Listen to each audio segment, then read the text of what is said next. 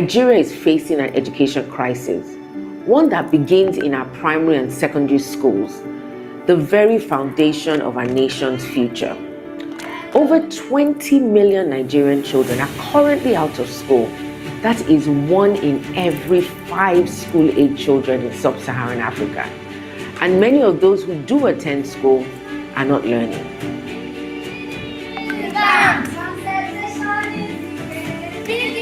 My name is Molade Adeni, and I am the CEO of Teach for Nigeria. Teach for Nigeria exists to address the deep-seated educational inequities affecting millions of children across the country. As a non-profit organization and part of the global Teach for All network, we are committed to ensuring that every Nigerian child, regardless of their socio-economic background, has access to an excellent education.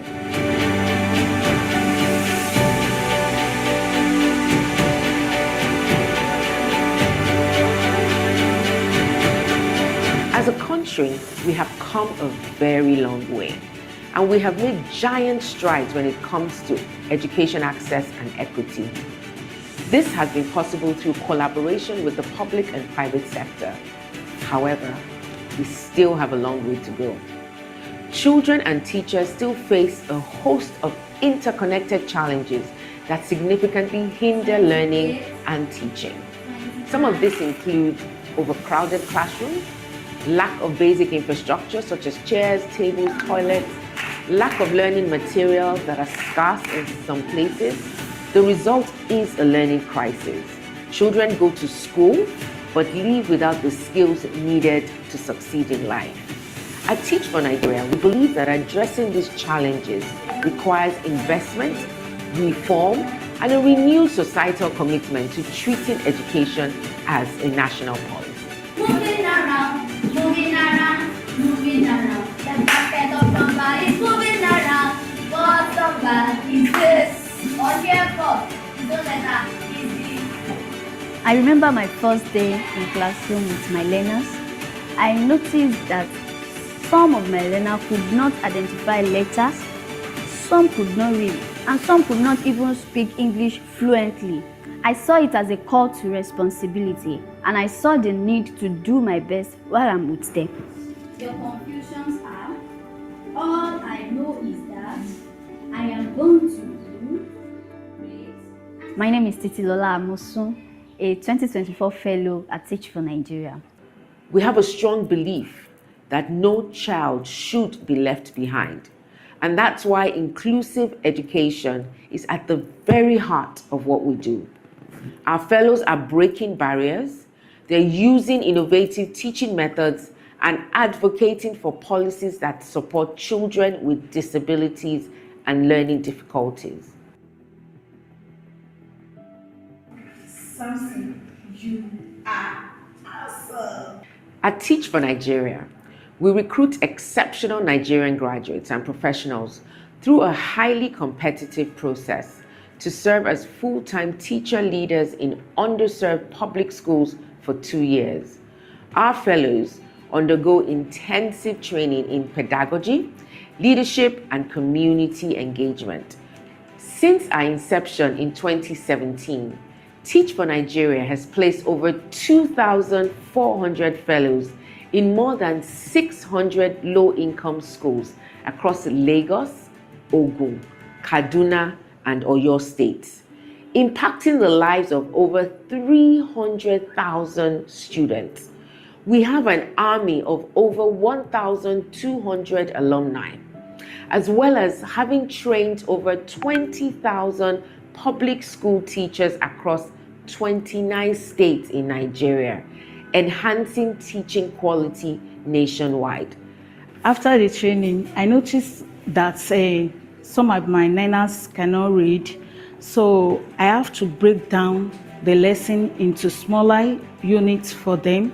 Then I use more instructional material for them, and we involve in practical sessions in the class. Using teaching at the right level approach has really helped me to help my learners in classroom. Darasimi can now write a very good composition. Idowu can now participate very well in the classroom.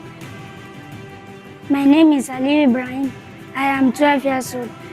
I am in primary 5. I attend Cratchit Primary School, Akiniku Ilaro. My teacher is very kind and helpful to everyone, and she is outspoken. And if I don't understand something, she will explain it to me clearly, and I will understand it. Mo like bó ṣe ń kọ́. Tẹ́lẹ̀tẹ́lẹ̀ ó mọ English díẹ̀ àti Maths díẹ̀. Àmọ́ ní ìsìn mo rí pé ìgbésẹ̀ yẹn ó ti yàtọ̀ sí ti tẹ́lẹ̀. Who is our champion? Ayo! 21 club for Ayo! 1, 2, 3! 1, 2, 3!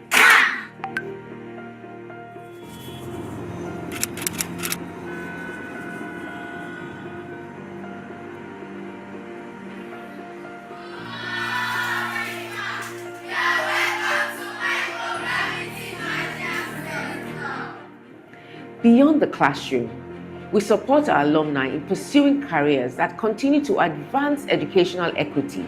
This approach creates a sustainable network of leaders committed to systemic change. Examples include Olayinka Adeosun, a 2020 alumni who is passionate about showcasing innovation and change through STEM programs while still in the classroom.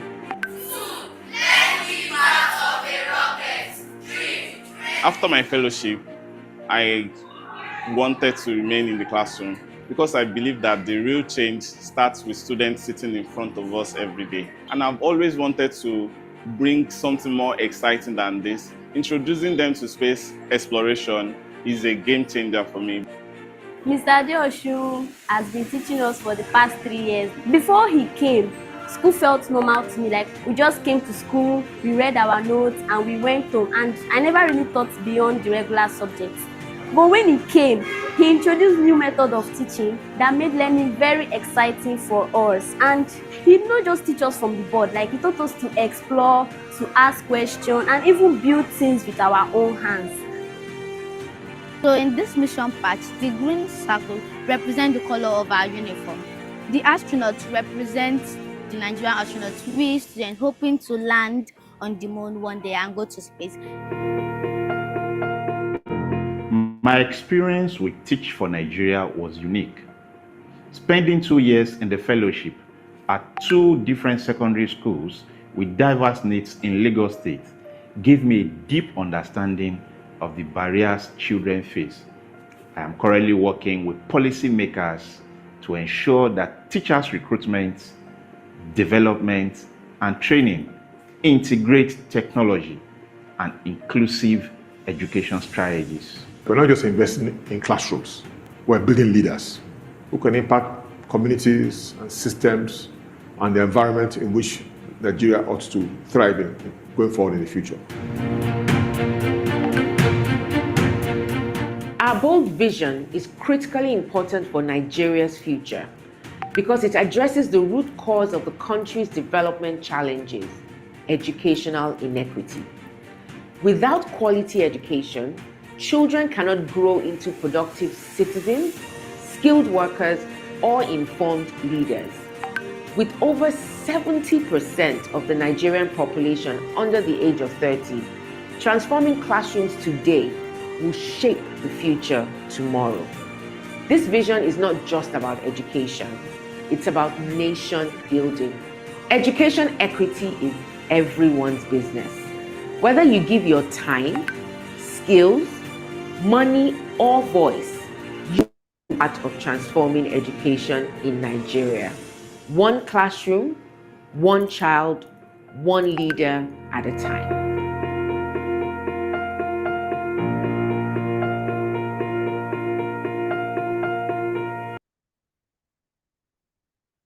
Okay, welcome everybody. And thank you all for taking the time out to celebrate this landmark day with us. And before we dive in very quickly, please go into the chat box, share where you're coming, where you're joining in from, where you're tuning in from this morning. Feel free to engage with other participants in the chat as well. Our audience on YouTube, we can already see you. The chat box is very interactive, looking very fun. I love seeing all the smileys that you're using in your chat. So please just go into the chat box this morning, tell us where you're joining in from, and feel free to interact. And once again, a very warm welcome to each one of us joining this morning, to our board members, ambassadors, partners, fellows, alumni of Teach for Nigeria. Thank you so much for joining, and it's so wonderful to have such an incredible community gathered here this morning. A happy International Day of Education to every one of us. I'm sure you may be thinking, oh, I'm not a teacher, I don't teach in the classroom, but so long as you're on this call, it shows you're an important stakeholder to us at Teach for Nigeria. And it is on this note that we wish you a happy International Day of Education. So one more time again, please feel free in the chat box, wish somebody a happy International Day of Education. And we know today, January 24th, is dedicated to celebrating education as a fundamental human right. And the theme for this year is particularly exciting. The theme for this year is the power of youth in co-creating education. This theme is a challenge to us, and it's a call for us to move beyond just seeing young people as passive recipients of education. It's a call for us to recognize young people as active partners, as co-creators in shaping the education, in shaping our learning systems that would in turn define the future of education across Nigeria, across the continent, and across the world. In Nigeria today, we have 70% of our population who are made up of youths. And I just want you to think about that for 70% of the population of the country to be made up of young people, these young people represent a reservoir of resilience, represent a reservoir of energy, represent creativity. And with all of these things, yet they face a plethora of challenges. Challenges such as lack of access to education, there's lack of access to digital tools. And regardless of these challenges, the Nigerian youth still manage to show up with innovation, still show up with resilience, still show up with agency. And the big question we're going to be exploring this morning is, how do we move from youth in education to youth co-creating education? And what does that look like beyond the classroom for us? And without further ado, it's now my absolute pleasure to introduce someone who has been a transformative force in the Nigerian education system for us. Molade Adeni is our visionary and passionate CEO, a leader who has dedicated herself to building a movement of young leaders, building a movement of youths committed to ending education inequity in Nigeria. Molade, over to you. Thank you so much, Ella, and good morning. Well, you know, these days they say you never know whether to say good morning or good afternoon or wherever you may be joining from. So good day, everyone, and happy International Day of Education. I am so excited to be celebrating this day. It's almost like when we think about what is the birthday of Teach for Nigeria, apart from the day we were founded, I feel like today is also a day that we absolutely celebrate because it's the International Day of Education, a day that not only highlights but also celebrates those who not only highlights the importance of education but also celebrates those who have been tirelessly working to really bring quality and equitable education to all. Thank you very much, Ella, for that introduction. Thank you, everybody, for joining us, for those on the Zoom, for those on YouTube, for those on Facebook, for those in all the other streaming platforms. We say a very, very, very warm welcome. Please let's engage in the chat of the various groups where we are, or the various rooms where we are, as Ella has shared. Let's drop our favorite emoji. How are you feeling today, this International Day of Education? I know that we have people joining us from far and wide. We want to see how everyone is feeling, how everyone is doing. What's the favorite emoji that you have? My time here is short. We're here to listen to the amazing panel who are going to be sharing with us around the theme. And for those who don't know, every year on the 24th of January, the whole world comes together to really celebrate this one day, like I said, which just reaffirms a simple and yet powerful truth that education is a fundamental human right, and one that really is a strong driver for sustainable development. But not only that, you train a child, you build a nation. It's a UNESCO initiative, and this year the theme is the power of youth in co-creating education, impact beyond the classroom.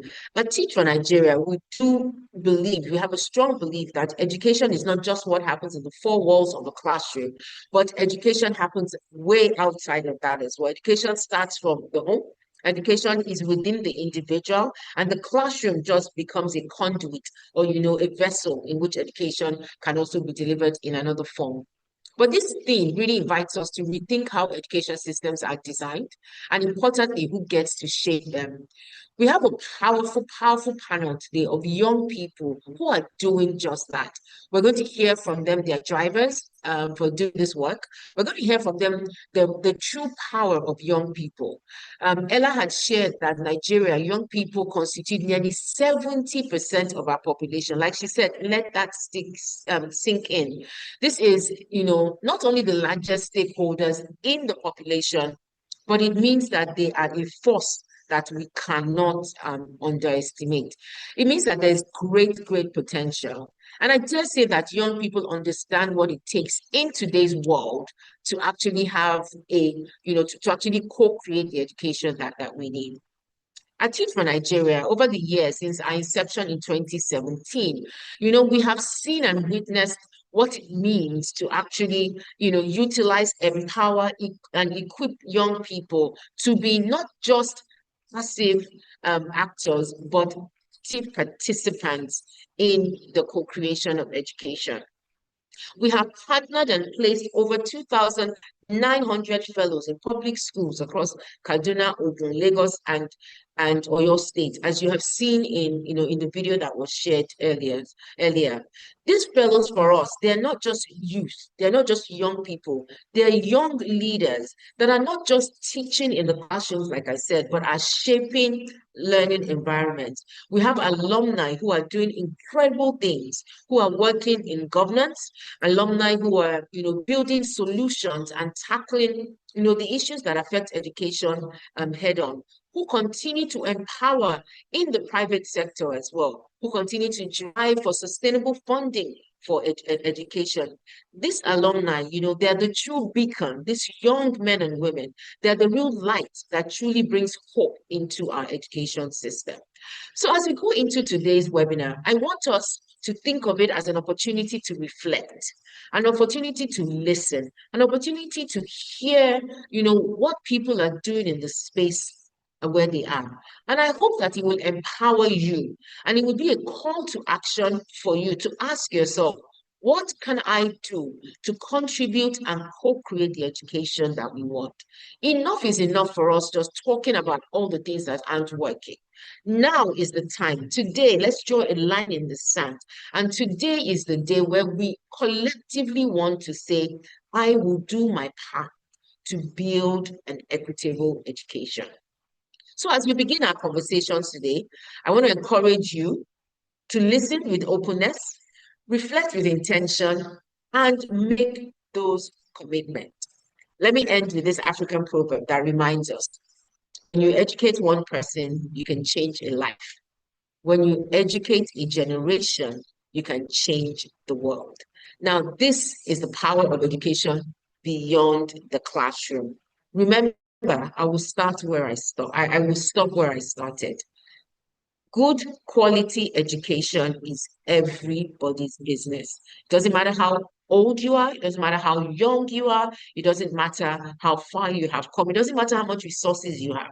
All it takes is one resolve and one commitment to say, I will do what I can, where I am, with what I have to contribute to my quota. So I want to say a very big thank you to all of the panelists who have joined us today. Some on very, very short notice. We deeply, deeply appreciate you. Thank you for joining us today to celebrate International Day of Education. Thank you for joining us today to share from your pearls of wisdom. We want to learn from you. We want to know what it truly means to unlock real potential. And on that note, I officially declare this webinar open, but I hand back to Emanuela to take us forward. Thank you all again for joining us today on this very, very important discussion. Thank you. Thank you very much, Molade. I think a major punchline for me from what Molade has just said now is that education begins from home. Education just doesn't happen in the classroom. The classroom is just only a conduit space for education to take place. And now we're moving on to the heart of why we are gathered today. And I'd like to introduce the very brilliant minds who will be joining our panel session today. First, we have Rachel Ayodele. Rachel is a current fellow, actively teaching in an underserved school as we speak. She's going to bring us the real day-to-day reality of what youth co-creation actually looks like in Nigerian classrooms. Rachel, thank you for being here. Next is Adefunke Adeyemo. Adefunke is an alumnus who is now the learning manager at the Center for Reimagine Africa at African Leadership University. Adefunke has lived the fellowship experience and is now driving systems-level impact beyond the classroom. Adefunke brings a crucial bridge perspective, so we're very glad to have you here this morning, Adefunke. And finally, we have Ahmed Alaga. Ahmed is the head of programs, impact, and partnerships at the African Talent Company. Ahmed works across underserved communities in Africa. He brings a systems-level view of how youth leadership connects to development. You're very welcome, Ahmed. And are we set? Okay. All right. So to all three of you, we say thank you for joining and thank you for the incredible work that you do in your different spaces. And so we're going to start with one big framing question, and I'd love to hear from each one of you. So when we talk about youth as co-creators of education, what does this actually mean in practice? Not just in theory now, but from your real lived experiences. Richard, I'd like for us to start with you since you're currently in the thick of this right now in your classroom. Richard, please unmute yourself. We'd like to hear from you. Okay, thank you so much, Ella, and good morning, everyone. So in my classroom, youth co-creation, it showed up in small but intentional ways. So what do I mean? So for example, I involve my students in co-creating classroom norms. That's our classroom rules and regulation. And at the end of the term or beginning of the term, we also have a monthly meeting whereby we have, it's like a check-in meeting. So we know what has helped them to learn best and how they are taking leadership roles even among their peers. So we do not just come and I tell them that, oh, this is the rule and you have to follow it, but we work hand in hand together to make these rules and also have a classroom that they feel like is okay for them, that is safe and a productive learning environment for them. So for me, this is not just seeing my learners as passive learners, but this is me seeing them as active partners when it comes to the learning process of, when it comes to the learning process. So at the end, in practice, youth as co-creators, it just means creating a structured, safe space where youth can feel the right to speak, the right to take responsibility. And this does not remove the guidance of we as adults in their life, but this is we stepping back as the sole authority, but we working together as facilitator with them. So yes, thank you. Thank you very much, Rachel. I actually love that. It seems like you're already living out the theme for this year's International Day of Education. The fact that you're bringing in your learners as co-creators, bringing them in as you create classroom rules, just putting them at the spotlight and making them lead themselves. Now to you, Adefunke. You've seen this from both sides of the coin. You've experienced this as a fellow, and now you're outside in your current role, how would you answer this question? Thank you, Ella. Good morning, everyone. Thank you for having me teach for Nigeria. And it's a pleasure to see Headmaster here. Nice to connect with you, Ahmed, after so many years. So for me, youth as co-creators look like there's something we piloted at African Leadership University. So there was a time it was an hybrid structure. There are courses you come to school to learn, and there are other ones you do online. And then we had to evaluate, is this working? What are the social skills of students? And then the decision was co-created with students to say, it will be good for you to come back to the campus and people should start to learn. And then, you're not trying to force a model on them and say, no, everybody must come back. But is that we've heard you, we've listened to you, we've piloted this, we've looked at it again, and then this is now the way forward for every party and for people to listen. The other thing again is youth as knowledge creators. And the way they can create knowledge is only when we bring them in connection with people in the industry who are solving certain problems. And then the students can say, this is my own idea. So we run hackathons. People pitch various ideas to say, if I were to solve this problem, this is the way I will solve the problem. And then we connect them with public sector leaders who are actually doing that work. And then they learn from each other. So that synergy, that flow, oh, this is the way a student would think about it. And this is the way an expert would think about it. And they find anything useful in order to continue to implement and improve public sector delivery. So I'll just mention those two key examples as having youth as co-creator beyond the classroom. Thank you so much, Adifunke, for sharing. I think that's such a powerful point that you just shared. Ahmed, now from your vantage point, working across different contexts in Africa, now what does youth co-creation look like, or what should it look like from your vantage point? Good morning, everybody. It's nice to be here, and Adefunke, you should be the next headmaster. I think it's a title that I'm about to. I should have handed over to somebody else. But I mean, thank you so much for reminding me. That floods a lot of memories. I think for me, when I think about youth co-creation, it simply means shifting power, not just participation. Because a lot of times, when we think about programs that involve young people, we've often come from the participatory bit and leave out that part where it is actually just shifting power to the young person. And in reality, shifting power is what we want to consider the most, because it takes ownership of the definition of what the problem is, from how it is designed to feedback loops, and such that young people are not invited at the end to validate what, grown-ups have decided about their future. I think that when co-creation is real, it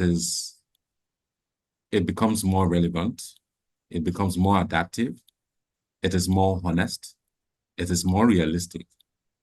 And then it then gives that open door into a foreseeable future for young people to step into, because they've been there at the beginning. And that is how I think that co-creation should look like when we talk about the education sector, or in every sector at all. Yeah.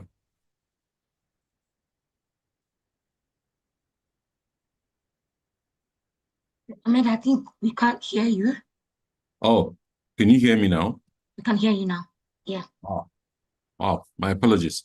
So I was saying that co-creation is when, for me, it means shifting power, right? And not just participation. And a lot of times when we think about co-creation, it's always from a participation point. But rather than giving power and authority to the young person. And when you do that, you find out that the young person is involved from the problem definition to the solution, such that we're not just inviting them to come in and participate in the feedback. A lot of times, young people are brought in the feedback loop end of things to say, how's this dress on you? But rather than what kind of dress do you want to wear? Or decide if at all you wanted to wear a dress at all. And I was saying that co-creation is real when the education becomes more relevant, more adaptive, more honest about the young person's future. And because if it's more adaptive and more relevant, I can see myself play a critical role in designing what my future is like. And we're coming in an era where 4 years in the university might become extinct, right? So if we really want to prepare young people for that kind of world, they need to take ownership of that because they will be the driver of their life.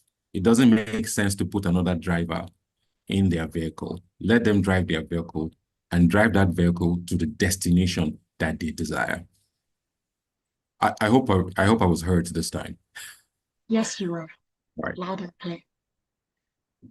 All right, so thank you so much for sharing. I think something that I'm hearing from the three of you now is the fact that shifting power. So whilst you stated it like that, Rachel and Adifunke were able to give experiences, were able to give us points on how they're actually carrying this out in their classrooms for Rachel and for Adefunke at the African Leadership University. And now, Rachel, I want to stay with you for a moment because you're doing this work in real time right now. So I'd like for you to tell us about a specific moment in your classroom where you saw your students actively co-create their learning. What changed when you centered their voices? Rachel? Okay, so thank you so much, Ella. And thank you so much, Mr. Ahmed. I got something from your point where you were talking about it going beyond participation, right? So I think I will cite my experience or share my experience around that area. So one experience that stood out for me was when I involved them in co-creating our accountability system and our classroom reading hub. So what do I mean? So we came together and I noticed that we need to develop and work more on their academic performance. So just like I said the other time that we do have our family meetings. So I came to them, okay, this is the level where you people are, but I want to see a change. So what do we do? How can we come up? How can we be of help, or how can I be of help to you people that, we are going to leave this particular stage and moving to a better stage. So we came up with a reading up idea. So when we came up with this reading up idea, we had to okay, group each of them in groups of 6, and it's totally student-led because amongst themselves, we have the students, the group leaders. So these group leaders, they follow up on each member, like on each team of the group, and then they give me weekly reports. So they tell me how each of them is doing. So now it's not just me coming and I don't even have to remind them. So they are taking responsibility for that. So they know, okay, we have to do this. If not, there's no way we can give reports back to Miss Ayo. And one thing I actually noticed was how this, there's this sense of ownership that I kind of noticed at the end. So this later ended up resulting in so there's this Time for Change Club, where I have some of them that they are in there. So they took ownership of their learning experience. So in the Time for Change, they discover a problem in the school environment. They came up with the solution. They made research, write their proposal, came up with solution, and we are in fact, they've implemented that, and we are still on the project. So this is a sense of ownership and the power of co-creation. So I do not just come and be like, oh, this is the rule, this is what we should do, but then we come together. So we come together, discuss it, and yes, so that's it. Thank you. That's amazing, Rachel. And for teachers listening who are thinking, okay, I'd like to try this out, but maybe I have limited resources, maybe I have a very packed classroom. What's one thing that you think they can do on Monday morning to start in their classrooms? Rachel.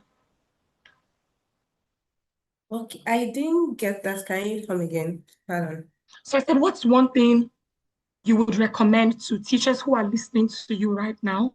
Maybe they have limited resources.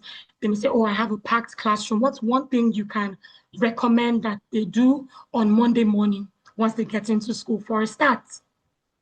Okay, so one thing I think teachers like me can do for a start is just like I said, that any decision you want to make on behalf of your classroom, okay, beyond being a subject teacher, I'm also a classroom teacher, beyond being a subject teacher, is you involving them. So even as a subject teacher, I still ask the student that I teach, like, what am I doing that I'm not doing rightly? Is there another teaching approach that you want me to probably, okay, let's explore? So I involve them. So, and another thing is I also get feedback from them. So I do not just, have all the idea and I don't get feedback.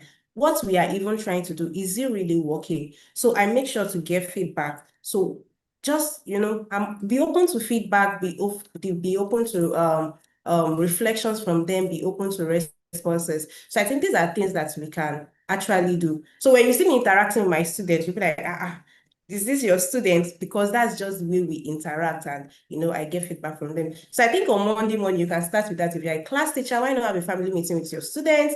Okay, what are we doing? What are we doing right? What are we not doing right? Where can I come in as your teacher, change my leadership approach? So I think that will help. Thank you, Ella.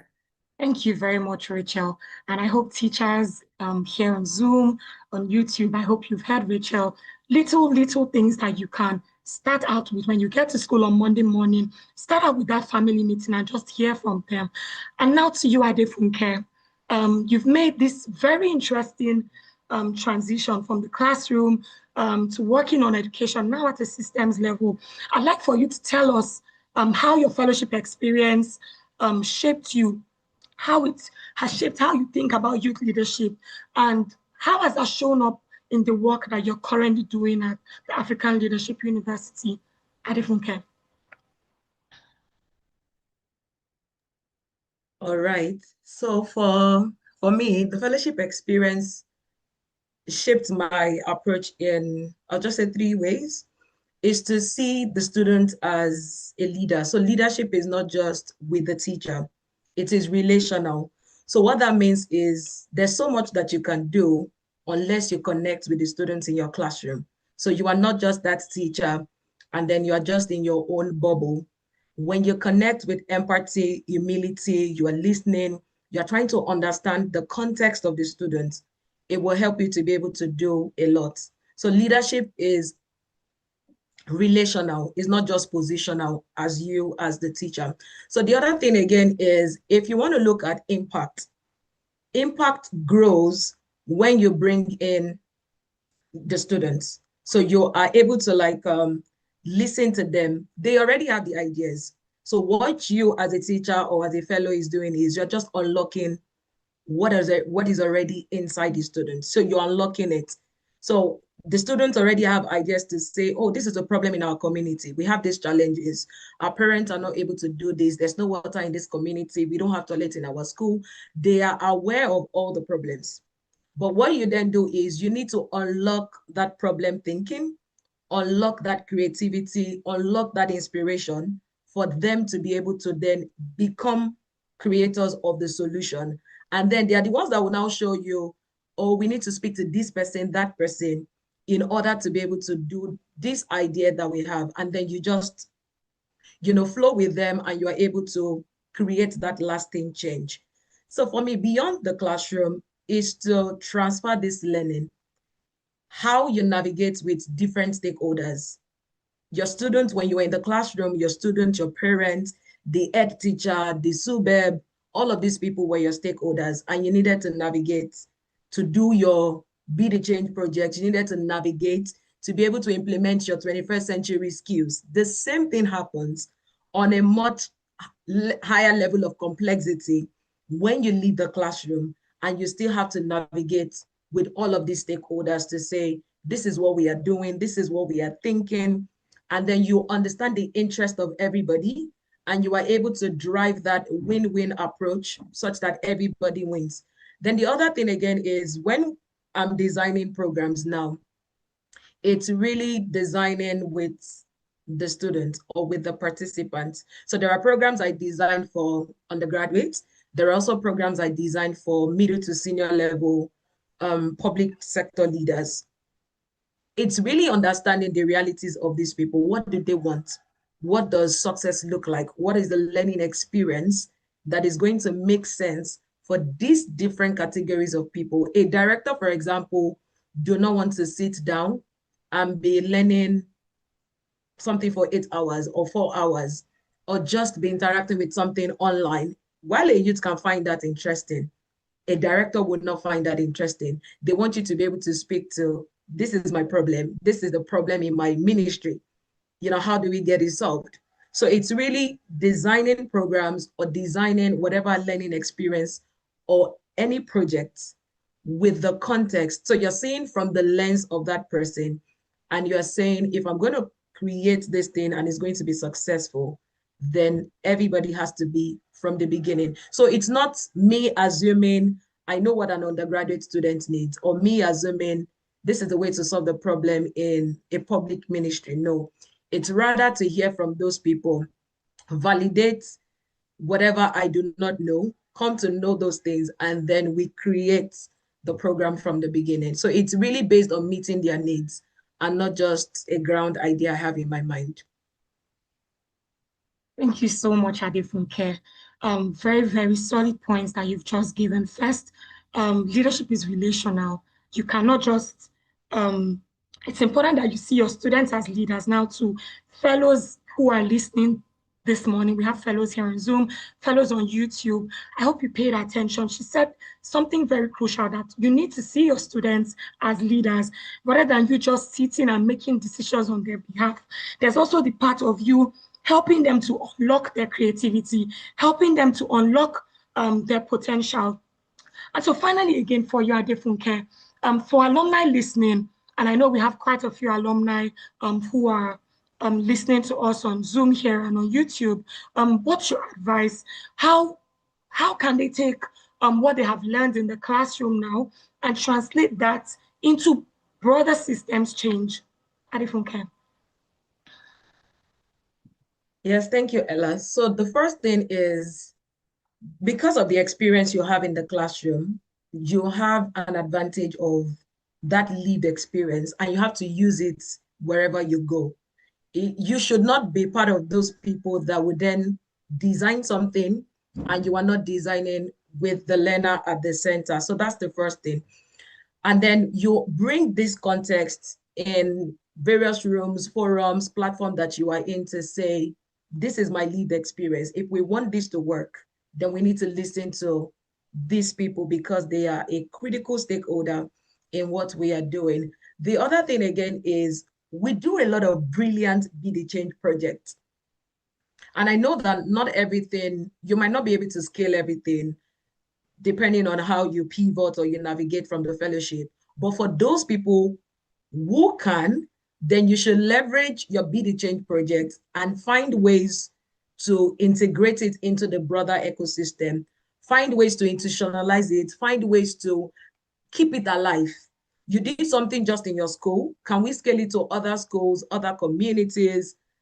And then, you start to see the success, and then the impact is also creating a ripple effect. People get to learn from you, adapt whatever it is that you've been able to do from your project. Then the other thing again is there's so much that only Adefunke can do. So we need to build coalition. And I was very glad to be at the alumni engagement that was done in December. So it's really to say we have this massive network of people who are everywhere in the world, not just Africa. How do we then build coalitions across sector? People who are still in the education sector, people who are still, yes, in the corporate, people who are in different sector. How can we build coalition? Some people will have the ideas, some people will have the money, some people will have the network, the influence. When we bring all of these people together, we would be able to create a ripple effect, that lasting change that we want to see using the alumni network. Thank you very much, Adefunke. And just to highlight what Adefunke has just said now, for alumni in the house, even for second-year fellows who would be graduating soon, and you're already thinking that, oh, what happens to me after the fellowship? And Funke mentioned something very important here, that it's important that you leverage the tools available to see how you can scale your BD Change project beyond that community that you're currently serving. And Funke also mentioned that it's important that we collaborate. It's important that we form coalitions. There's only so much that you as an individual can do. But when you come together, when the alumni unit comes together, over 1,000 alumni that we have, imagine, or you all come together and you decide, okay, these are the things we want to do and these are the paths we want to follow. Just imagine the amount of impact that is going to follow. And now to you, Ahmed. From all the work you've done across Africa, you've seen young people exercise the most agency in their own learning. What would you say has made that possible, Ahmed? Yeah, thank you, Emanuela, for that question. As you know, our work at the African Talent Company is centered around job placement and upskilling. And this is critical because there's a huge connect with education, because it's not that there are not enough jobs, but there's not enough qualified people to take on those jobs. Secondly, that, the education sector is not giving businesses the skills required to match today's needs. And so what you see is a huge mismatch between the education sector, the desires of young people, and what demand requires. And I think in order to fill that gap, there are a lot of initiatives built around upskilling.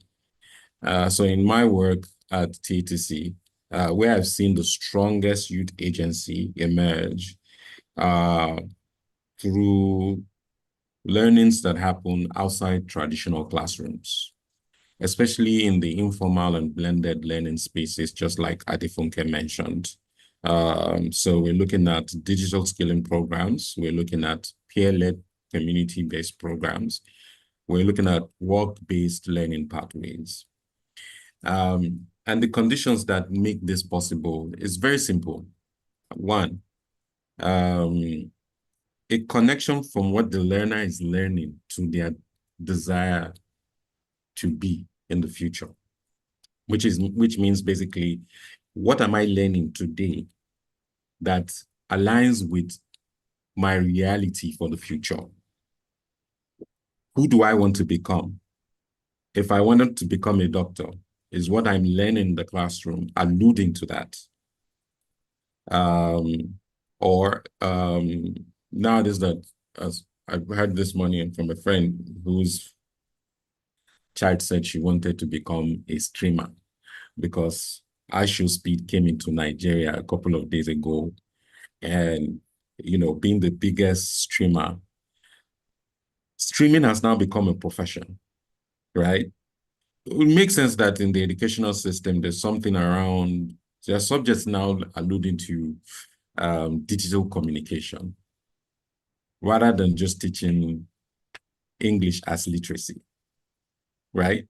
So clear demand signals to what I'm learning, that's one. The second is psychological safety nets. Is the classroom that I'm learning from a safe place for me to test, fail? Because failing is also very important as learning is, right? I remember back in the days at Institute, we used to say stuff like, I don't know yet, is critical, right? So is the space safe for me to fail? Is the space safe for me to challenge my assumptions? Is the space safe for me to fail without penalty? The third one is feedback that changes outcomes. If I can see that if I contribute to a body of knowledge, a learning process, and it's adopted, it builds trust, right?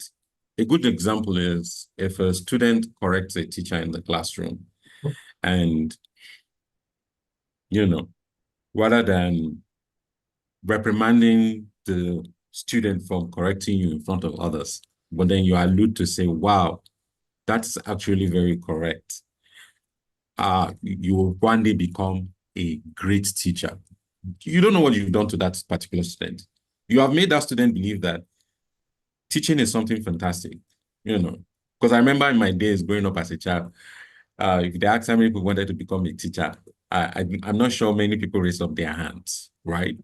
Now, so those three things, clear demand signals, connecting it to possible foreseeable intentions, psychological safety net that I'm able to learn and fail as well without reprimands, and a feedback mechanism that changes outcomes, which means I can see that even if I contribute, it is adopted, right? And it's accepted.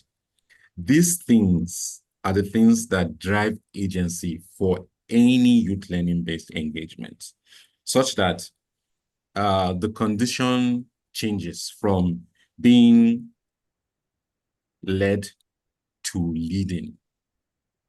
And that's how we've seen a lot of agency around, young people. Because we can say a lot about how we want to change the ecosystem and how we want to see things change. As we know, there are a lot of intrinsic and extrinsic conditions that sort of put young people where they are. But then again, if we shift from the avenue where young people now understand that they can partake, and then these safety nets and these signals connecting it adds value to them, the more agency they would have, the more control they will want to have, the more power they want to give to their learning process, and the more value they will get from it.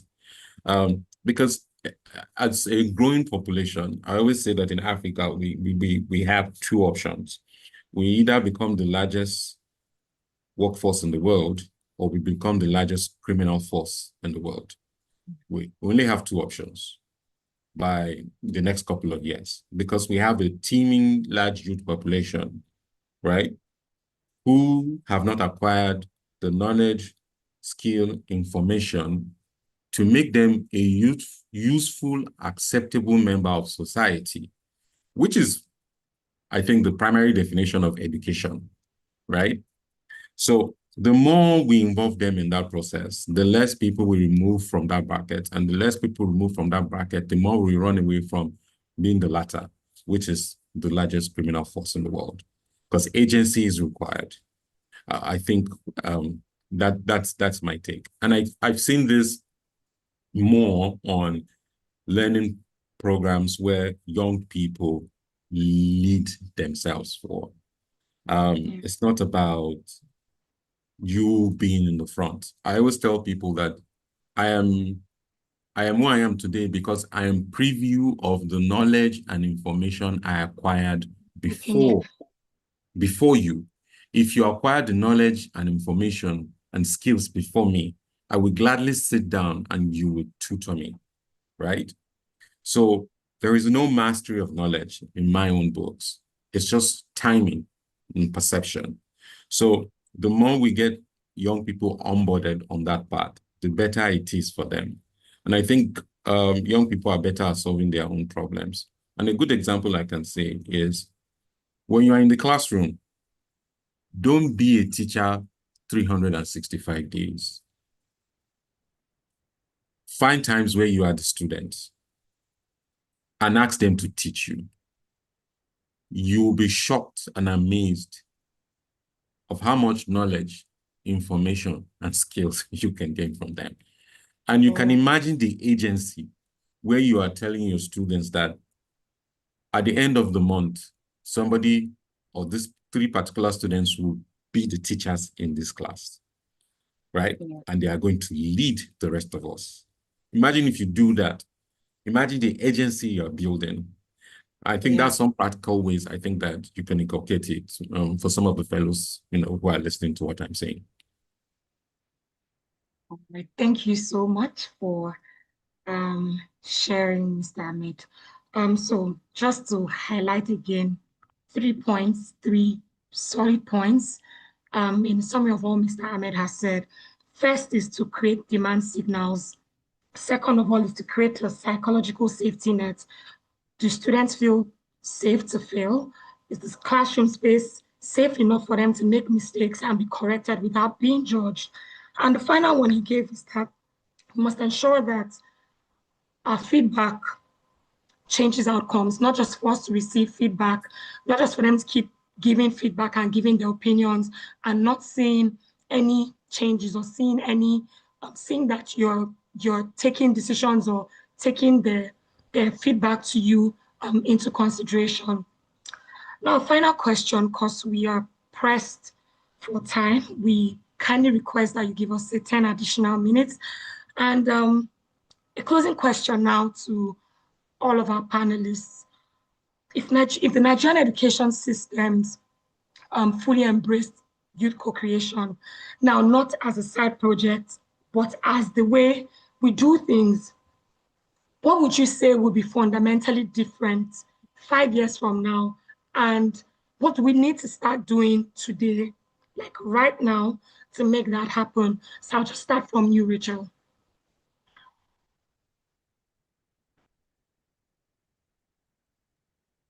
Okay, Amona. So thank you so much, Ella. So I think if Nigeria education system fully embrace youth co-creation, we'll see more of classrooms that practice engagement over compliance, over a set of rules and regulation, over this is how it should be done. So I think we will see more classrooms that prioritize engagement and schools that also value student leadership. We give them.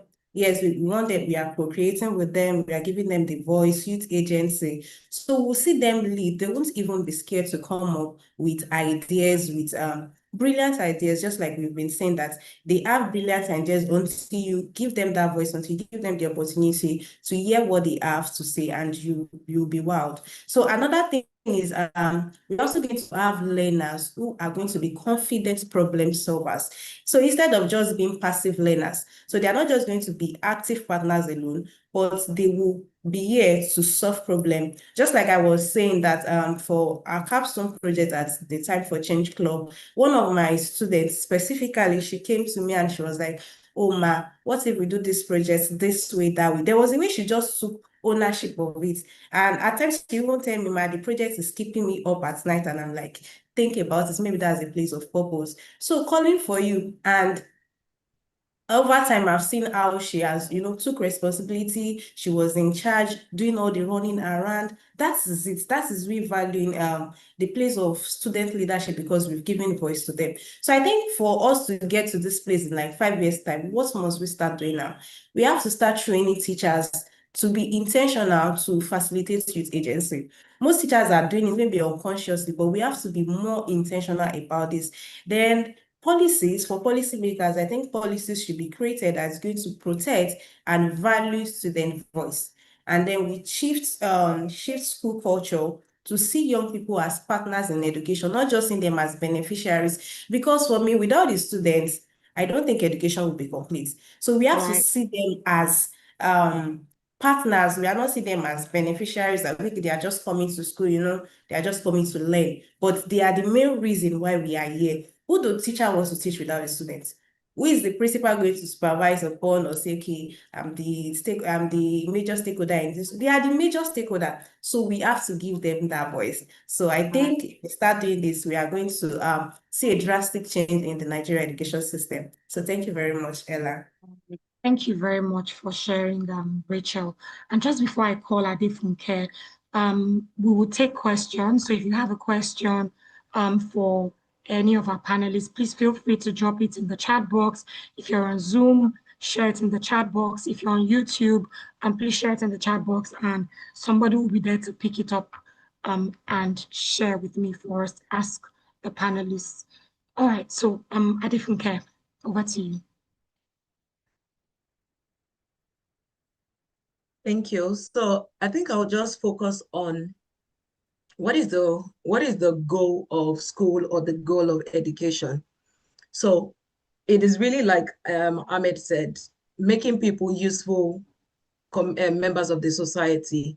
And then one of the things that we still need to crack on top of capacity building is job creation or unemployment. So those things are sort of like linked together. So if our schools return to becoming hubs of innovation, hubs of solutions, there are plenty problems in the industry. Corporates have plenty problems, various sectors have plenty problems. If those problems start to get solved and profile solutions, the schools, and I mean at different level now. Secondary school students can do amazing things. Primary school students can solve problems at their level. And then the university, where we have so much expectations, because at that level, they can really do more. If our schools return to hubs of innovation, and that's what the Western education has built on. You're not just doing a case study. That case study really happened to Apple, or it happened to this person, or it happened to that organization. And then we have many things in Nigeria, many problems that we can solve. So if our schools become centers of solution, and what that would do is we then solve the problem of entrepreneurship. Because as you start to solve problem, your mind begins to open up, not just to, I'm just solving a problem. It begins to open up to the business side of things as you start to think of scale, as you start to think of, we need to take this to this state, that state, all over Nigeria, even other African countries with similar situation, then the entrepreneurship side, starts to open up. So for me, in order to achieve this, then we need to system level change across our education. Yes, for us at TFN, the teacher is right at the center, and it's really model this thing. Just be there to facilitate it. You're not a teacher that is trying to crack and just simulate. No, you are really bringing real problems to your classroom, and then you're citing those as examples to say, do you know that this problem existed and it can be solved, or it has been solved, and this was the process that was used to solve it. So that would help us a lot. All right, thank you so much for sharing, Abifunke. And finally now to Ahmed. Yeah, Adefuke took the words right out of my mouth. Because at the end of the day, what's the value of the education a young person has? Is that, this person is able to find value in it, and then contribute meaningfully back to society, right? So yes, I think curriculum that evolves with labor markets, it is very critical. This is because it's changing. We're now in the gig economy. We're in the fourth industrial revolution. A couple of decades ago, we're in the third industrial revolution. Is our education still building people for the third industrial revolution? And the gig economy, and we're seeing that move sporadically and exponentially with the development of AI. We move from AI to agencies, AI agents, and things are changing rapidly. The question, are we building young people to fit into that? And, many of the things that most young people are learning today, they're learning on their own. But the education sector should be able to contribute to that body of knowledge because of one simple reason. The education sector is the largest clientele in any industry, right? Which means that it's the only industry that has capacity to inform and change at scale. And scale is a big concern because for countries like Nigeria or in Africa where we have large population, we need more than just small pockets of change, but a holistic view of how to, turn the issue around as quickly as possible, right? Secondly is, how can our schools act as pathways to opportunities, not endpoints? There's a lot around, at the end of the day, what you get out of secondary school is a certificate. Like I always used to say, like, if I go back into my desire, my big dream is to own a secondary school, right? And I always used to say that for you to graduate from my secondary school will not be your SSC, it will not be your school testimonial. You can only graduate with when your patent is registered. you are going to be graduating from secondary school with your patent. It's not your SSC, it's not your testimonial, it's that you actually spent your time building something new and innovative, and you can tie that to your name. That's a good example of what I'm talking about. Then we need to move from this passive recipient of visible architect of learning systems. No, it doesn't have to be structured.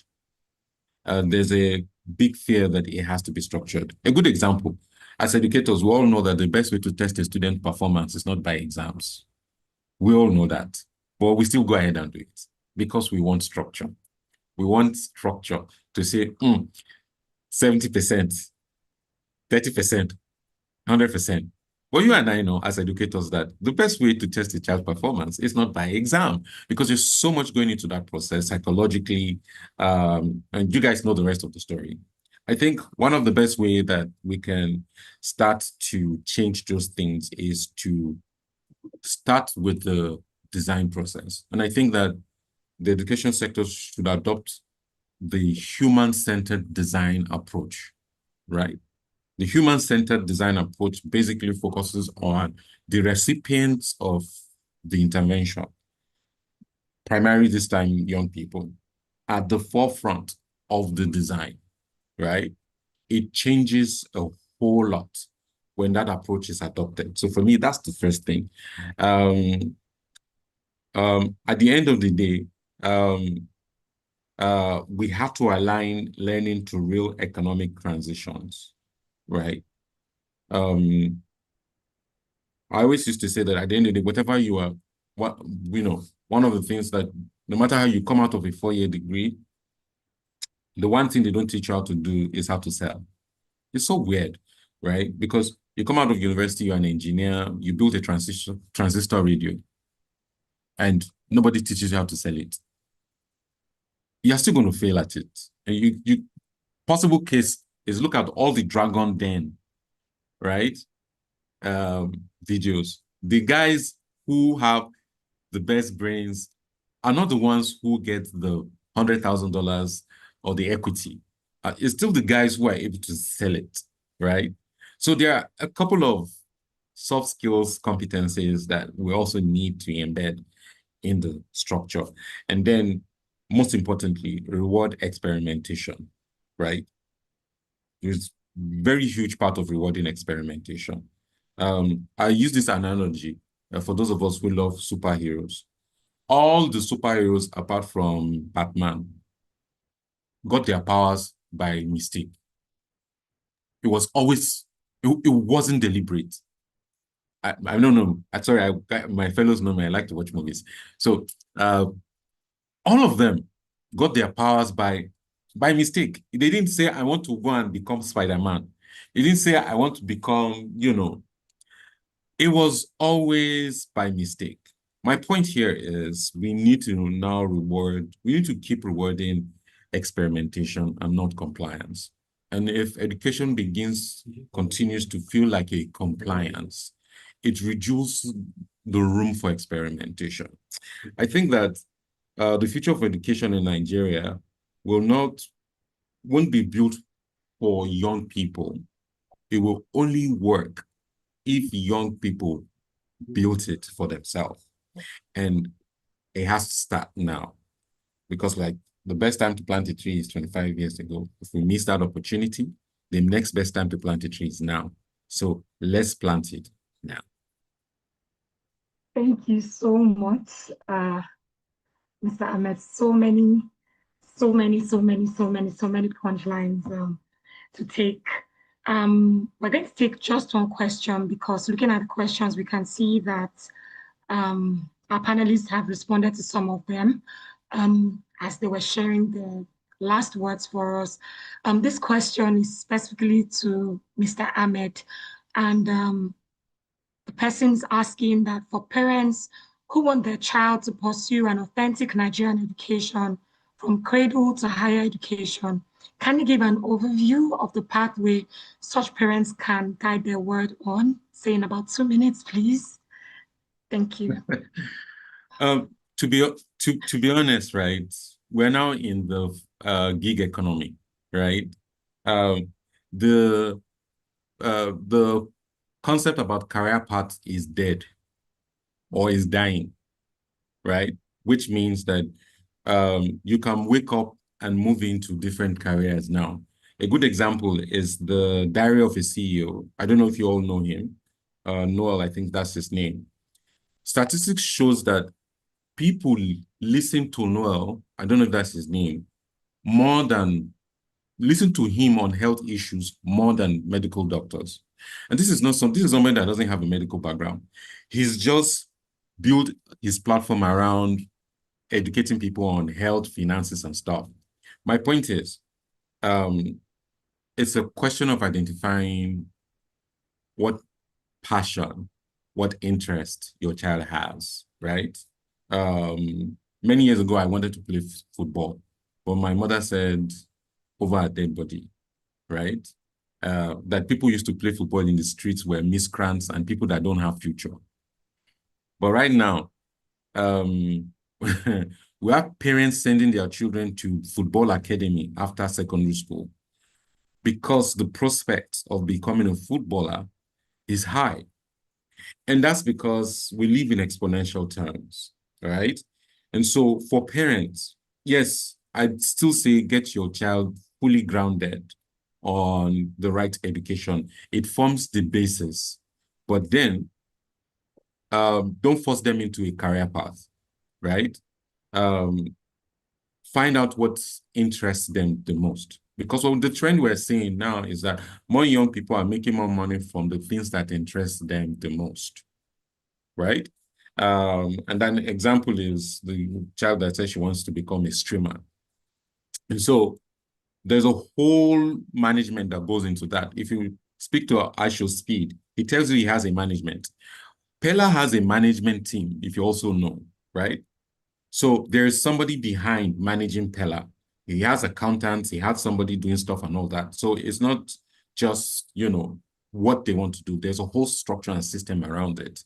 But what is clear right now is that the idea of a career path is dying or is dead.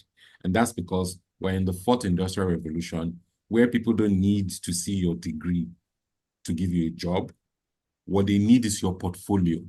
So if you have a child who is good with tech, what you now start encouraging the child to do is build their portfolio as they grow. Because even if they go and study English or study physics in the university, as long as they are building their skill and competency in that area of interest, it will pay them off right now, in this present day and in the future.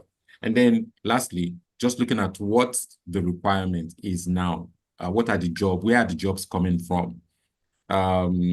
With AI and technology. And so those are some of the things that you put into consideration. So yes, let them go to school, but do not force them into a career path.